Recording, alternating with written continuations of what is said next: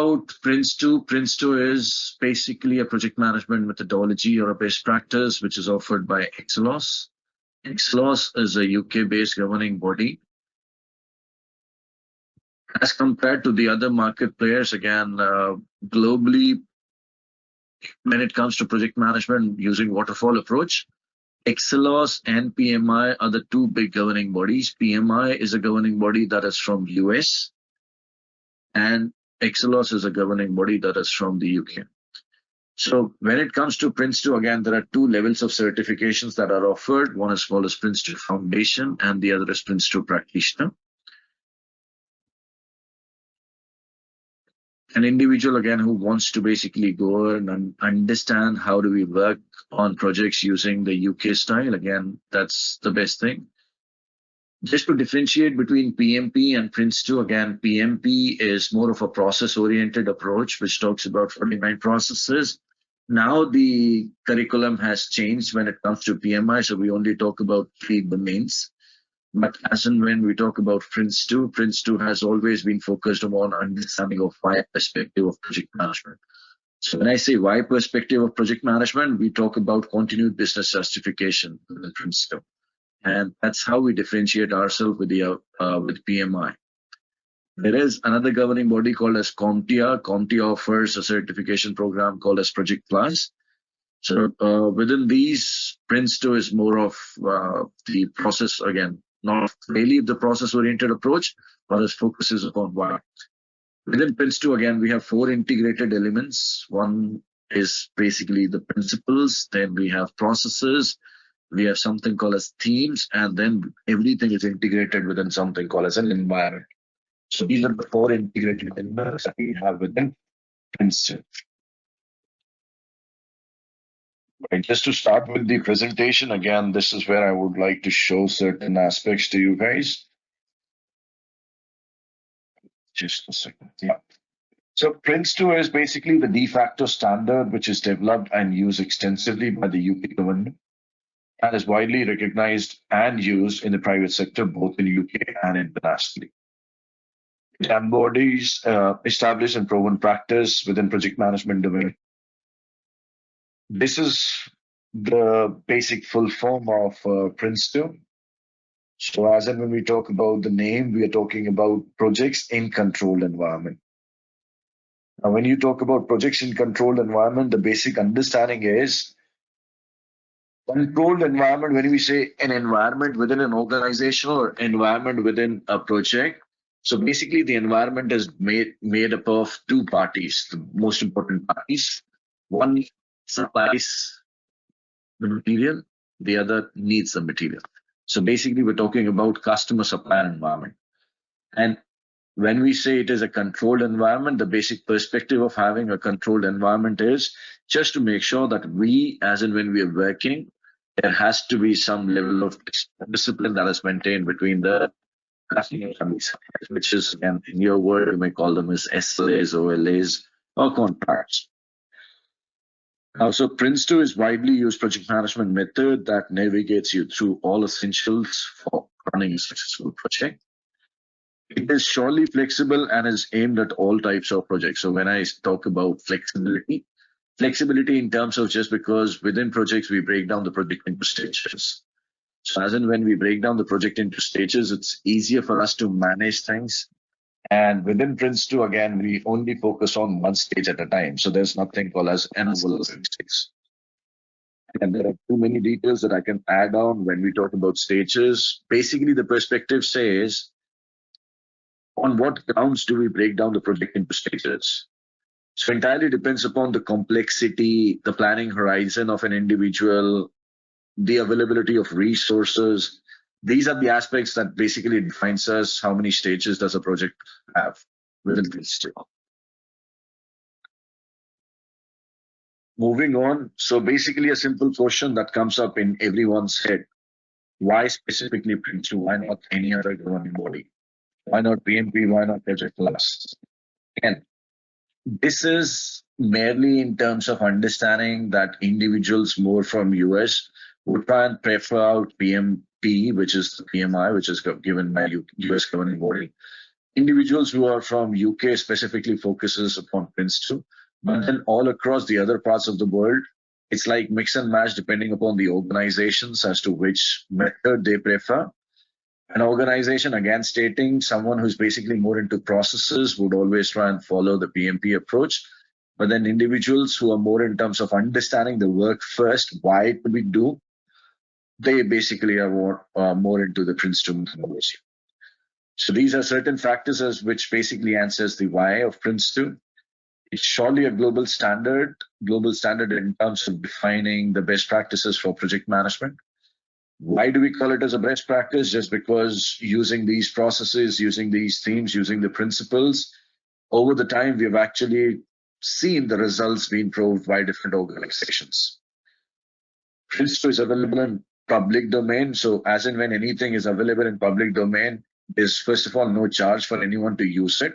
Then the most important thing being in public domain is we are free to customize things. That means anything that suits to my organization is the only perspective that we basically have to focus on. Anything else that we don't want, we've surely can customize the same. Prince2 embodies established and proven best practices in project management. We talk about a common language and understanding. So Excelos governing body again offers not only Prince2, it offers a certification program called as ITL also. Just in case if you've heard, ITL is for service management. So what happens is when you actually follow when you follow certifications from a different recognized bodies, the vocabulary normally changes. But with Prince2, what happens is just because Prince2, ITL, MOR, risk management, these are from the same governing bodies, so the communication all across the globe remains normally the same in terms of operations, in terms of what we do on projects. And just to talk about again, OGC is Office of Government Commerce. So Prince2 definitely interfaces with the other OGC initiatives, the examples that I just told you, ITIL4, Prince2, MOR, MSP.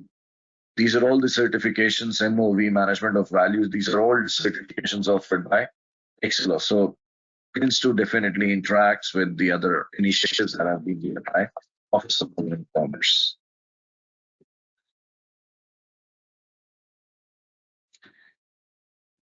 To answer anyone's expectations in terms of why your organization needs this, so this is for your understanding as to why do we really need these certifications.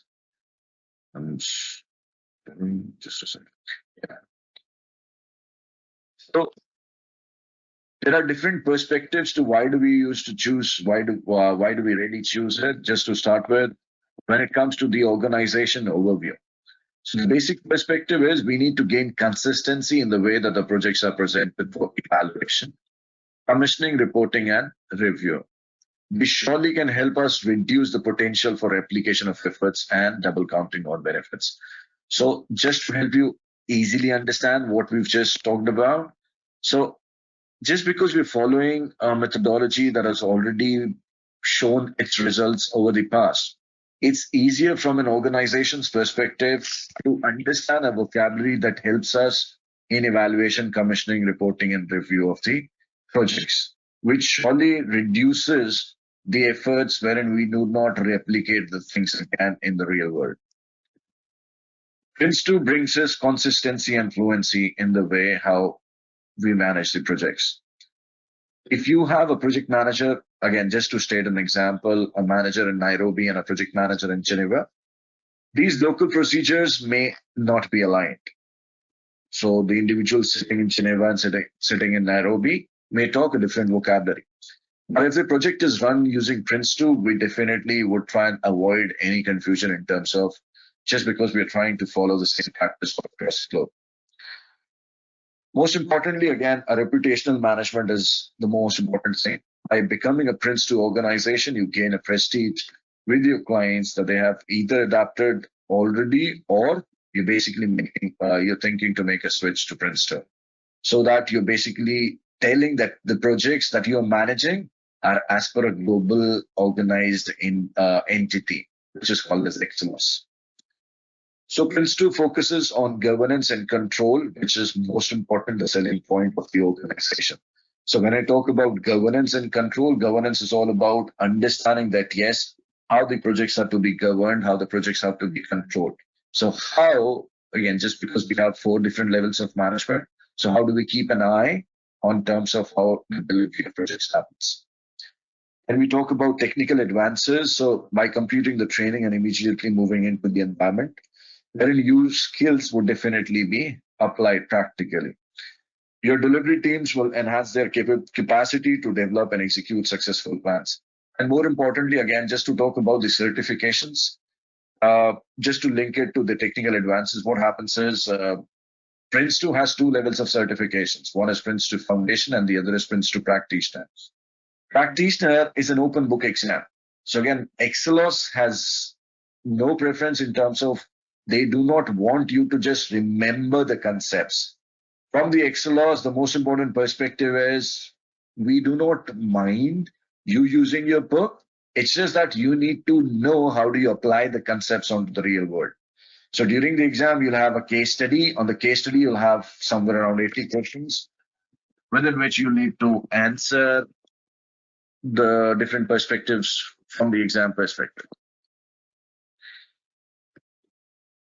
Moving ahead again, by introducing PRINCE2 and standardizing this onto your project lifecycle, we're basically trying to help our delivery teams understand the flow of the work.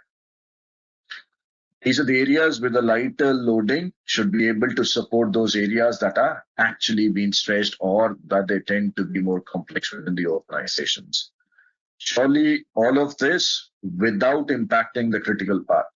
So just to explain where this word comes into perspective, so critical path within project management is basically the most important path that we need to cover from the starting of the project till the end of the project.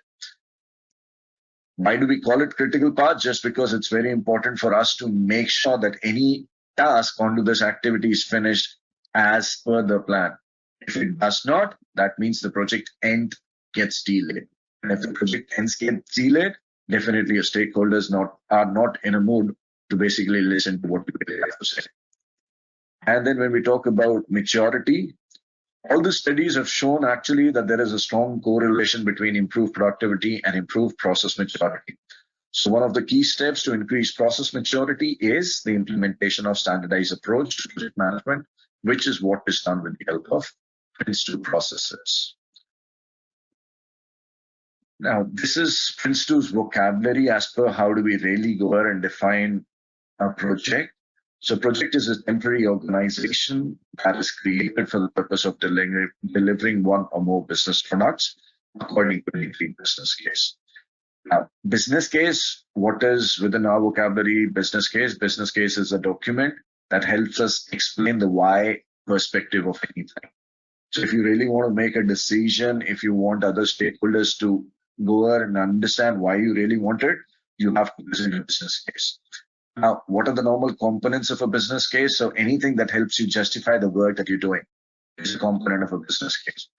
Just to name few, the reason behind you doing the project, the cost that it would take for you to complete the project, the time that the project takes to complete, the benefits that you're expecting to deliver from the project, the major risk that may come in your way as and when you work on a project, investment appraisal in terms of understanding what needs to be invested and what are the expected returns. So for which, again, you have different ways to measure the same. Return on investment, net present value, internal rate of return. These are different ways in which we can go ahead and understand the returns onto the investments. Now, below given points are basically to differentiate projects with the operation. So operation is something called as day-to-day routine work, something that is repetitive in nature. But how does project differentiate themselves from operations? These are the steps. With the help of project, we basically want to bring in a change in the way how work is being done. So projects are a means of delivering a change. Projects are surely temporary. So when I say projects are temporary in nature, that means project always have a start and always have an end. And that's the reason why they are temporary in nature. So until unless you basically fix your deadlines towards the work, it is not considered as a project. Then within projects, that specifically, again, when we are managing things using PRINCE2, projects involve cross-functional teams. That means individuals who are working within the projects using Prince2, they have to come across from different areas of work. And we need to collaborate together, basically delivering what the customers is expecting from us. Every project is unique.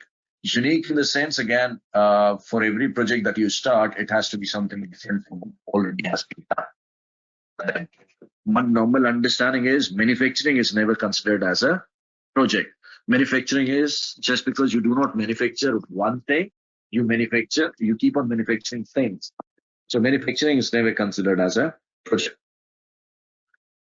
And there's a factor called as risk. So there's always an uncertainty in the work that we do. What is risk or what are uncertainties? So these are basically probabilistic events that may impact the projects positively or negatively, both. Now, when we talk about positive risk is called as an opportunity, negative risk is called as a threat. So within the projects, again, things may go along the direction as to where we want them to do, or they may just go inverse, which is basically threats. But it is you on the project managers who would have to manage the work, whether positive or negative. Within projects, what is that we are here to manage? So we have something called as aspects of project management that we are here to deliver and that we are here to manage. So within Prince2, there are 6 aspects that we are here to manage: cost, timelines, quality, scope, risk, and benefit. So every project must be finished within the cost, within the timelines.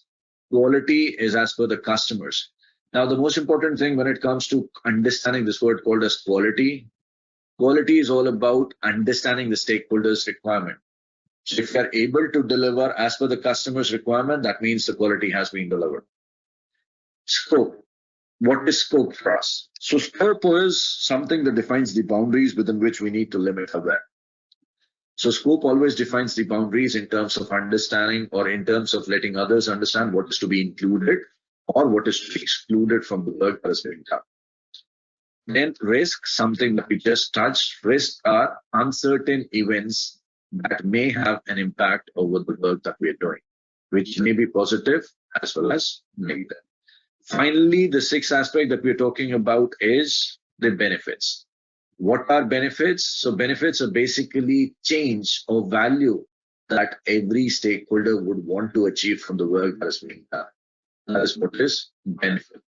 Normally, again, has to be positive. Now, each of these areas or each of these aspects or objectives that we are here to manage have something called as tolerance against it. What is tolerance? Tolerance is basically the deviation that can happen from the numbers that we're talking about. So let's suppose if a project, again, the stakeholders say that for the next project, you only have $1 million within which you got to finish off your work. Now, the tolerance may be plus minus 5% to that 1 million. The maximum that we can deviate and the minimum within which we have to ensure the work has to be done. And again, I've never seen a stakeholder which basically says, again, if you finish within the course, we'll have a problem. So minimum side is still okay, but then maximum is where the real problem comes. So we need to manage these aspects, and that's where Prince2 really helps us doing that. When we talk about the Prince2 integrated environment, so within the Prince2, there are 4 aspects that are actually interrelated to each other. Those 4 elements are principles, themes, processes, and tailoring. Within Prince2, we have 7 principles, 7 themes, and 7 processes that we discuss within one environment. That environment is always based on customer and supplier relationship. When we talk about the word called as principles, so principles are basically guidelines or guiding obligations that we within project management would have to follow because it defines the way how the work is to be done. And these principles are universal. That means they can be applied to project management, service management, or onto your daily lives too. So these are obligations and good practices which determine if the project is generally being managed using Prince2. And when it comes to themes, Now, themes are basically, again, aspects of project management that the project manager has to address continually and in parallel throughout the project. So basically, just take an example of your Windows machine or your MacBooks. When you go to your desktop, when you right click, there's always an option of customize the background. So when you try and customize the background, there are different themes available. Just try and understand when you change your current theme, the data does not really changes. It's just the way and how you basically look at things that change. So that is what themes are within Prince2. Themes basically lets a project manager see to the project from different angles. And those different angles are when you're planning a project, what is that you need to keep in mind? When you're preparing a business case, what is that you want to keep in mind? When you're preparing or when you're focusing upon defining roles and responsibilities of everyone, what is it you have to look? So there are 7 themes that we talk about in details within the Prince2 course.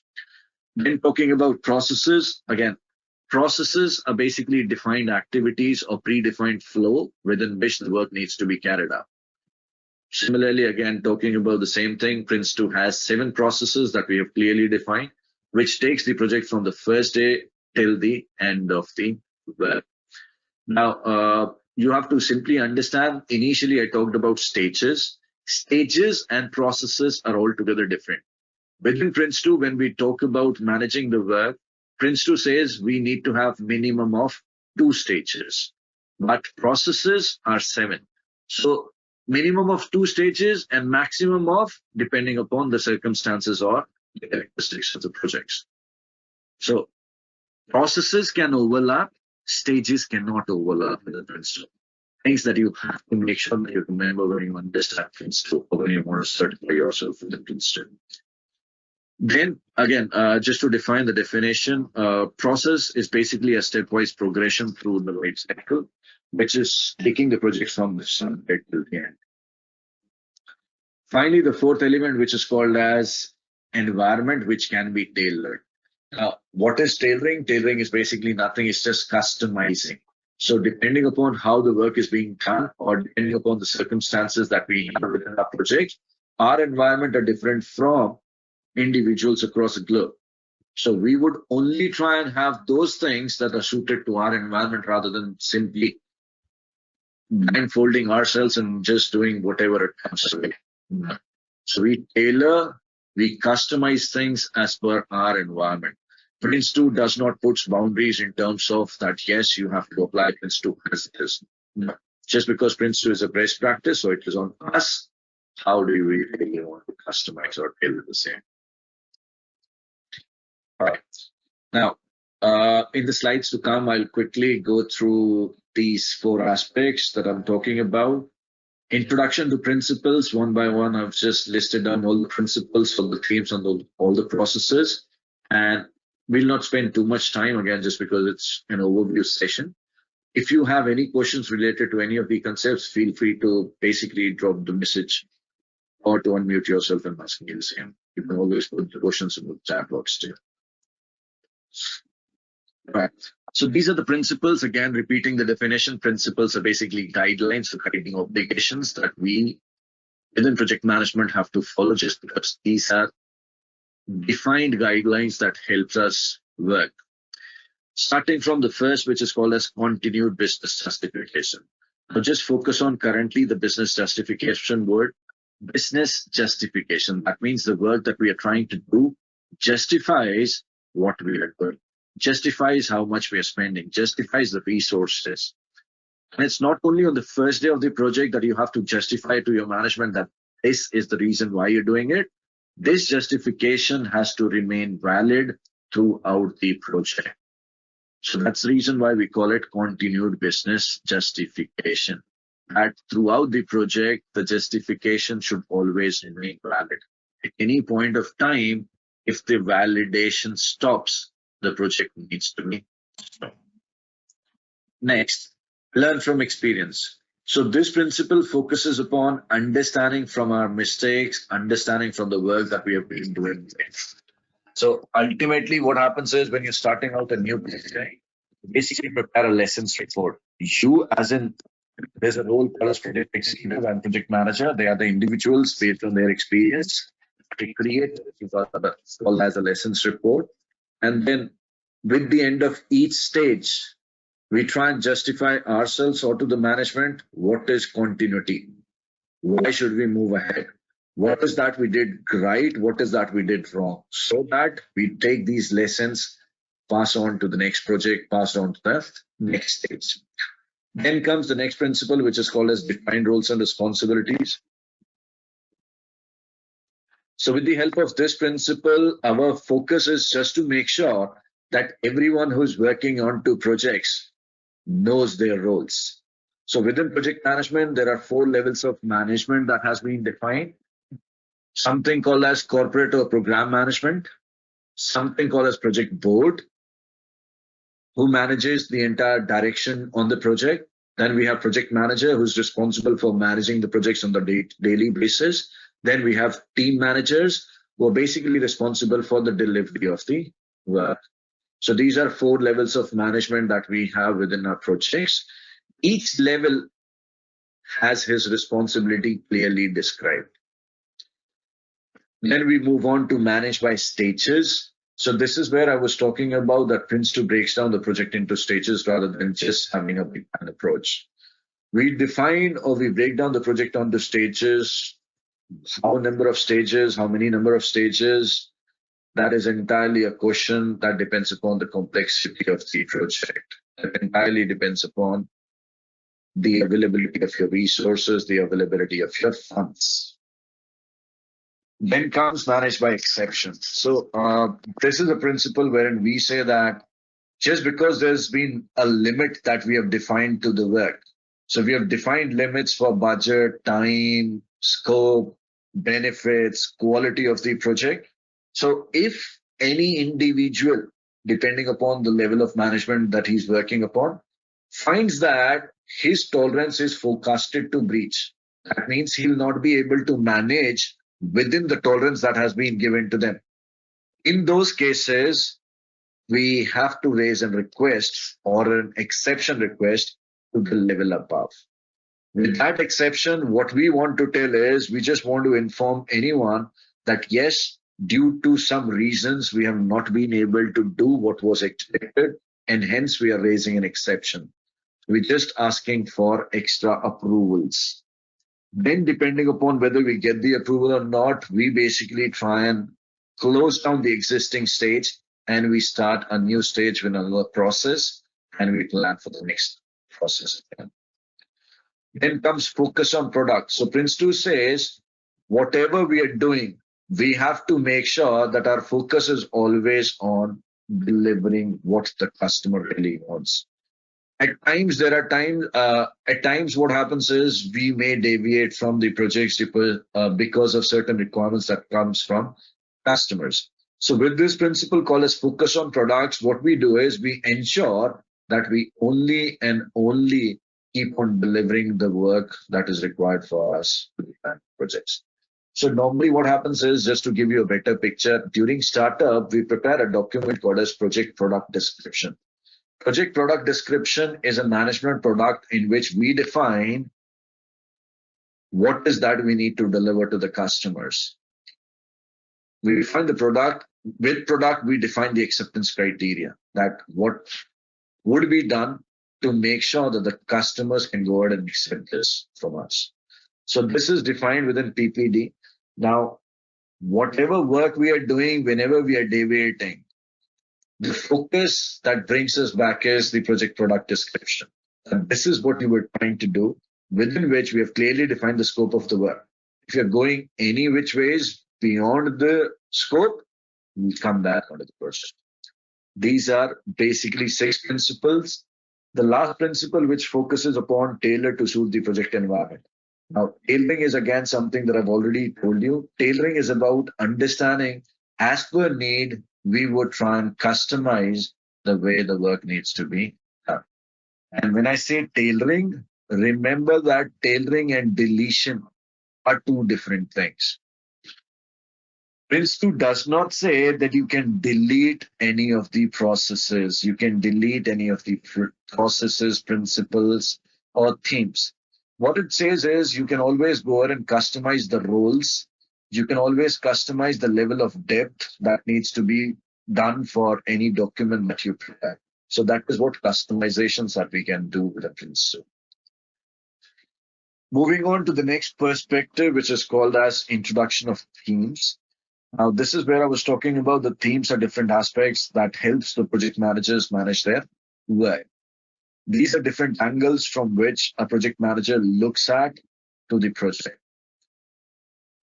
Business case, organization, quality, plans, risk, change, and progress. Starting from the first business case, the purpose of a business case, as stated earlier, is to define the why of the work. Why? Again, there was a principle called as continued business justification. So that principle is embedded within the business case. Just because without understanding the continued business justification, you'll never be able to explain the why of the work to the other stakeholders. Next theme that we talk about is organization. Now, it is because of the organization theme that we are able to define who does what. So the 4 levels of management that I was earlier talking about, within the organization theme, we help everyone understand who is accountable for what. So what is executives' accountability? What is project managers' accountability? What is the team manager's accountability? What are corporate or program management accountable for? What is project assurance accountable for? What is change authority accountable for? So everyone's roles and responsibilities are clearly established with the help of organization themes. And now, just because we're talking about defining accountability, roles and responsibility, it is the organization theme within which we also define how do we communicate with all the stakeholders. Just because we have defined all the stakeholders, so we need to have an approach that should be used to communicate with the stakeholders. So we define different reports, something called as a time-driven report, something called as an event-driven report. So time-driven report are basically those reports that have to be defined at a particular interval of time, just because we are calling them as time-driven. That means time derives those reports. At the same time, there is something called as an event-driven report. Event-driven reports are basically those reports that are driven by occurrence of an event, which may be an issue, a risk, an exception, an emergency. So we basically have different reports for this purpose.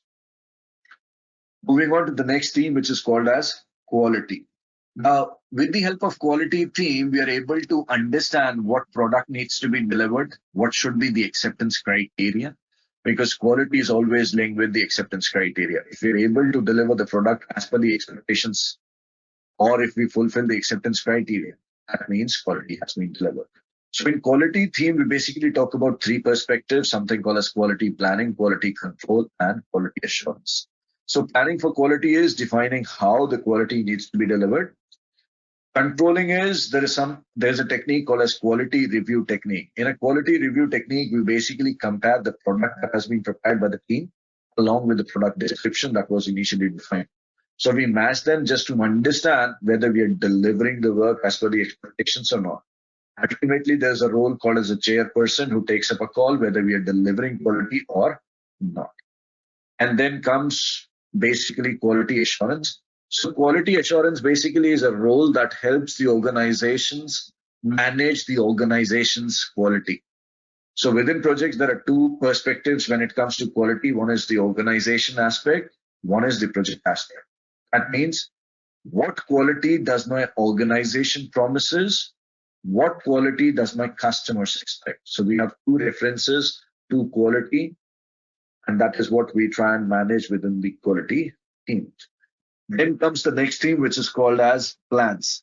So again, everyone knows again what is plans all about. So when we talk about plans theme, our purpose is to understand what is to be done, when it is to be done, how it is to be done, and who is the one who's responsible for it. So I'm pretty much sure, guys, anyone who's interested in project management might have used certain tools for project management. So Microsoft Project, Primavera, Jira, Confluence, these are different tools that are available into the market, which can be used for preparing your plans. Those plans has all of these details that we're talking about. List of all the activities, the resources who are supposed to work on those activities, the timelines, the costing, the dependency between the activities. All of that is clearly defined within any level of plan. Within PRINCE2, just because we have 3 levels of management that we have defined within the projects, so we have 3 levels of plans that we prepare. Project plan, stage plan, and a team plan. Within this, team plans are optional. Stage plans are in-depth plans for how the work needs to be done in a particular stage. Whereas project plan are basically an overview level of plan, which clearly defines the bigger perspective. Stage plan is the detailed perspective of how the work needs to be done in a current stage. Moving on to the next, again, we have a risk theme. So what is risk? Risk is basically an uncertain event that may have an impact over the project objectives. Now, that impact can be positive or negative. When it is positive, we call it opportunity. When it is negative, we call it threat. So within risk theme, our perspective is to understand what is the process that the organization has to take to manage the risk. And the process basically says we need to, first of all, identify risk. Once we have identified the risk, we need to assess the risk. Once we have assessed the risk, we need to plan the response for the risk. And after planning the response to the risk, we need to implement as and when the risk arises. And then finally, we need to keep on communicating about the risk with all the stakeholders. So that is what we try and understand within the risk teams. Similarly comes the next perspective, which is called as the change theme. Now, when we talk about this word called as a change theme, this is where it helps us understand how do we go ahead and manage changes. Normally, the reason for us to change is the issues, which is basically PRINCE2 recommends there are 3 types of issues: cost specification, problem, concern, or any of specification. So there are 3 types of issues that have been defined within PRINCE2. So we try and make sure that because of these issues, if there is a change that arrives, how do we manage that change? So there's a predefined process of how do we manage the change. That is what we discuss within change theme. And then the third and then the last theme that comes up is the progress. Now, progress theme is about understanding how far in the project have we actually reached. So we're trying to compare ourselves with the baselines that have been defined. That is how we can manage the progress. As in when we compare the baseline against the actuals, we try and find out the variance. Depending upon the variance, we try and take different ways. How do we bring project back onto the track? So these are basically 7 themes that we focus upon. As such, within PRINCE2, each theme has a different chapter to it. Once that is done, we move on to the processes. So these are the 7 processes that we have displayed. The first process that we have is starting up of a project. Starting up of a project is the very first process that we have. In this process, our perspective is to lay down solid foundation so that we make a call whether this project is actually important or not for us. That's the perspective of startup. To do the minimal required to justify the initiation of a project. That is what startup is. And again, just trying to help you understand with the help of these gears and chains. Starting up of a project has these activities that we do: capturing previous lessons, preparing an outline business case, selecting an approach, appointing the executive and the project manager, designing and appointing the project management team, and then planning the initiation stage. These are basically the activities that we have within startup project. Once we are done with startup, the decision is basically passed on to directing, which is decision making within projects. So directing or the project board decides whether this project should be initiated or not. So that's the second process. If initiated, we move on to the next process, which is again called as initiation. This is what directing I was talking about. After startup, there's a decision that they need to make, which is authorize initiation. If their decision comes yes, that's when we move on to the next process, which is called as initiating a project. So this process is all about decision making. That's the name, directing. So they exercise overall control over the project. They are the one responsible for making all the decisions that happen within the projects. Next, coming on to initiation.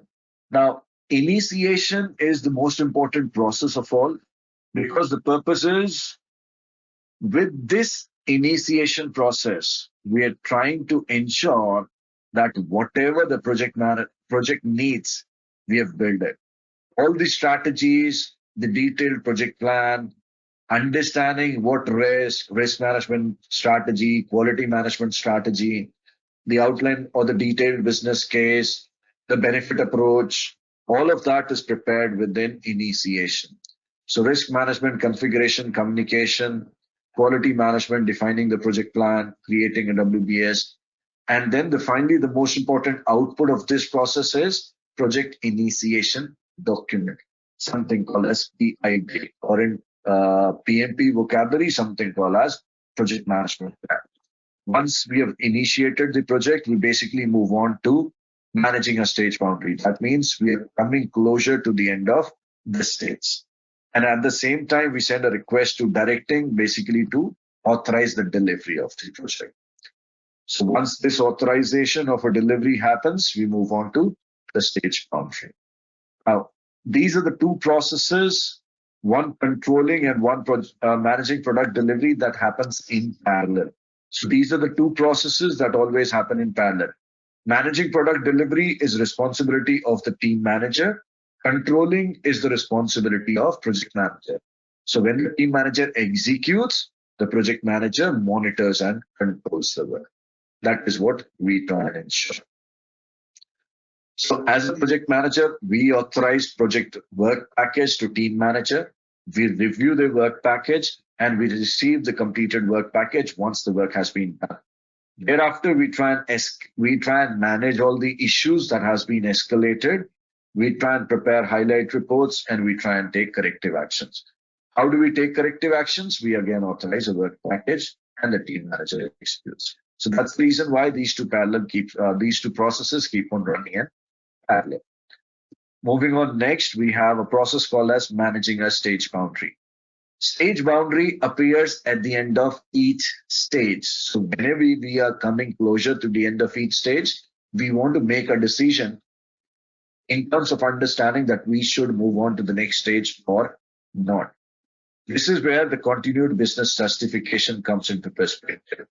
This is where we prepare an end stage report and we hand it over to the management. So end stage report, preparing the next stage plan, updating the business case with the continued business justification. That's all a perspective for managing a stage boundary.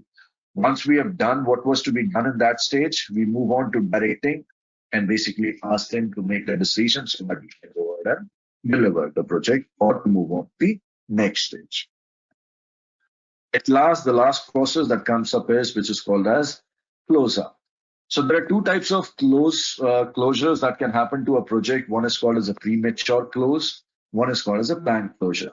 Planned closure is when you've done the work that was to be done. Premature close comes only in those cases when the project was not able to basically deliver up to the expectations. So at any point of time within the projects, if the continued business justification becomes zero, that is when we have to do a premature close. Most important perspective of closing out a project is we need to learn from what we did. So we prepare something called as an end project report. With that, again, once that is done, there's a notification that is sent to all the stakeholders that yes, we have achieved this project or we failed this project, and we move on to the next thing. Right. So guys, with that, again, I am okay in terms of what I had to present just because it was an overview, so I didn't really get into the details. This is all yours now. Again, please feel free to ask questions if there are any, guys.